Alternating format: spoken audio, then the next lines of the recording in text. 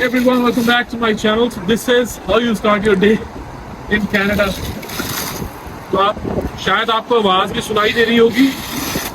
This is all frozen. तो ये आपको करना पड़ता है. तो ये कार हमने 2-3 दिन से निकाली नहीं है, तो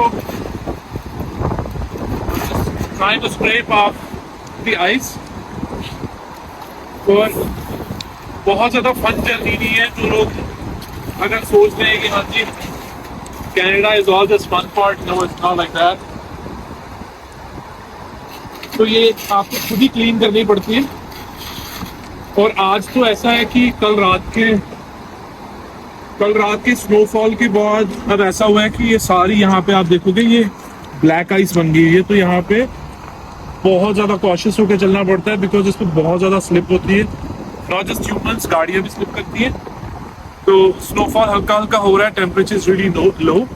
तो अभी अंदर बैठते हैं, बाकी की बातें जो है वो रास्ते में करते हैं. आज मैं आपको लेके जाऊंगा अपने एक फ्रेंड के घर, और उनके घर पे बेबी हुआ है.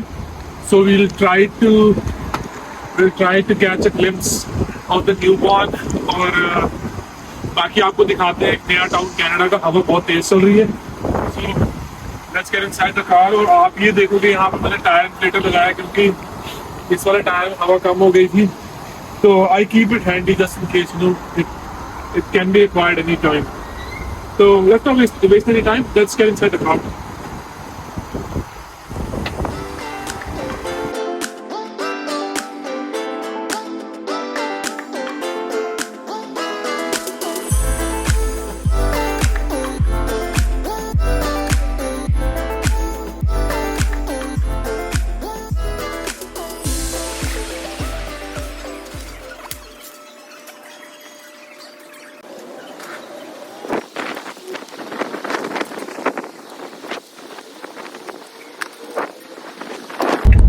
हाँ जी, तो जैसा कि आपने भी सुना ही होगा कि जल्दी का काम शैतान का होता है. तो सामने भी शायद जल्दी में या फिर ब्लैक आइस के कारण एक एक्सीडेंट हो गया है, जिसमें पुलिस भी इन्वॉल्व है. अब जो लोग नहीं जानते, अगर एक्सीडेंट हुआ है और उसमें $2,000 यानी कि इंडिया के हिसाब से 1,20,000 रुपये का नुकसान है, या किसी को इंजरी हुई है, तो आपको 24 घंटे के अंदर आपको पुलिस को रिपोर्ट करना पड़ेगा. और अगर आप एट फॉल्ट पाए जाते हैं तो कॉन्ग्रेचुलेशंस, आपकी इंश्योरेंस बढ़ गई है. इसके बाद भी बात यहाँ पे ख़त्म नहीं होती है. अगर आप एट फॉल्ट पाए जाते हैं तो वो आपके रैकेट पे 6 साल तक के लिए रहेगा, और आपकी इंश्योरेंस 25% तक बढ़ जाएगी. तो इमेजिन आपका कितना नुकसान हो गया ऑलरेडी.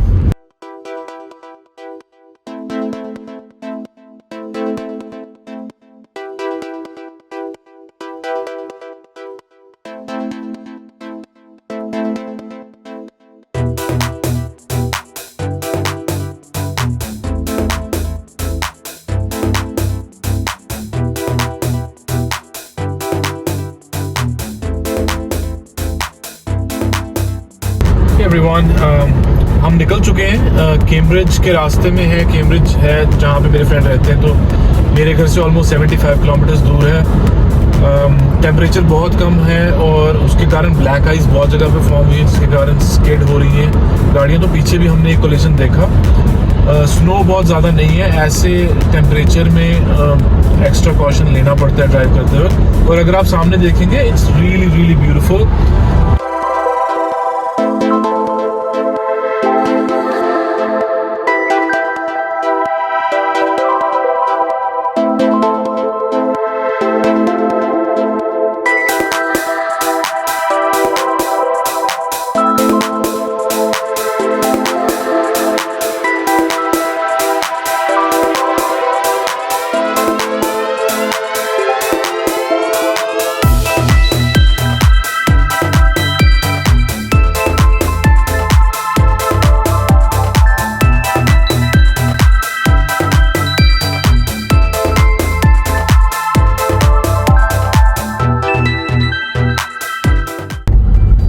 ऑलमोस्ट मैं पहुंच गया हूँ यहाँ पे.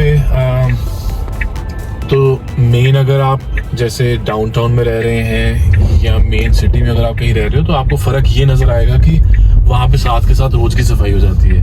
बट यहाँ पे स्टिल आई थिंक स्नोफॉल भी थोड़ा ज़्यादा हुआ है, और सफाई भी उस लेवल की नहीं है जैसे बीच में.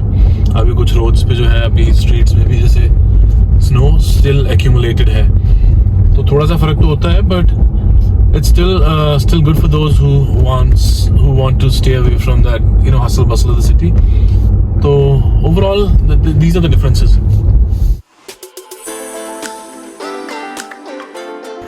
हाँ जी, तो ये वो घर है that has been blessed with a baby girl. किस तरह के चैलेंजेस आते हैं और किस तरह से गवर्नमेंट आपको सपोर्ट करती है, इन चीज़ों के बारे में मैं आपको आगे चल के भी बताता हूँ.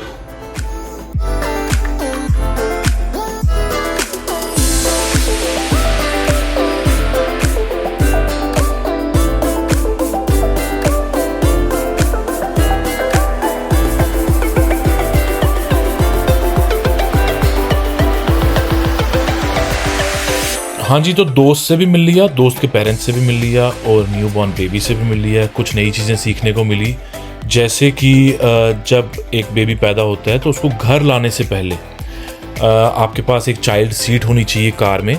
बिना चाइल्ड सीट के हॉस्पिटल स्टाफ आपको बेबी हैंड ओवर ही नहीं करेगा. तो वो प्रॉपरली इंस्पेक्ट करेंगे कि वो चाइल्ड सीट जो है प्रॉपर साइज़ की है या नहीं है, सेफ्टी स्टैंडर्ड्स के हिसाब से है या नहीं, और प्रॉपर उसका फिट है या नहीं है. उसके बाद ही वो आपको बेबी हैंड ओवर करते हैं. और इंडिया में अगर कोई बच्चे ये वीडियोस देख रहे हैं तो कनाडा में अगर आपको कार की अगली सीट पे बैठना है तो आपकी एज कम से कम 13 साल होनी चाहिए. इसके अलावा अगर बेनिफिट्स की बात करें तो मैटरनिटी बेनिफिट्स होते हैं जो सिर्फ मदर के लिए होते हैं, जो कि 15 हफ्ते के लिए होते हैं. इसमें क्या होता है कि अगर आप प्रेगनेंसी के टाइम पे काम कर रहे थे और प्रेगनेंसी के कारण या डिलीवरी के कारण आपको काम छोड़ना पड़ गया, तो वो लीव आपको जब मिलती है तो आपकी सैलरी के बेसिस पे आपको कुछ पैसे आपके काम से आते रहते हैं, जिसका मैक्सिमम $668 होता है. बट अगैन वो डिपेंड करता है आपकी सैलरी कितनी है. ये सिर्फ मदर के लिए है. और पेरेंटल बेनिफिट्स जो होते हैं इसमें भी आपकी सैलरी के हिसाब से आपको पैसे आते रहते हैं. ये उससे ऐड ऑन है और ये दोनों पेरेंट्स के बीच में स्प्लिट हो सकते हैं. तो ये इसमें आपके पास दो ऑप्शंस हैं. ईदर आप 12 महीने के लिए वो बेनिफिट्स ले लो, यानी कि 12 महीने आप काम पे नहीं जाएंगे, आपको कुछ ना कुछ पैसे आते रहेंगे, या फिर आप वो 18 महीने के लिए भी ले सकते हैं, पर जो पैसे आपको आ रहे थे उसका अमाउंट कम हो जाता है. तो ये कुछ ऑप्शंस आपके पास अवेलेबल होते हैं. इसके अलावा हॉस्पिटल स्टाफ आपको काफ़ी ज़्यादा कोच करता है कि आपको जो बच्चे की केयर किस तरह से करनी है, और भी कई चीज़ें हैं. इसके अलावा जो कुछ भी इंफॉर्मेशन है अगर किसी को चाहिए तो उसके लिए हम अलग से एक व्लॉग बना सकते हैं. फ़िलहाल अब घर की तरफ चलते हैं.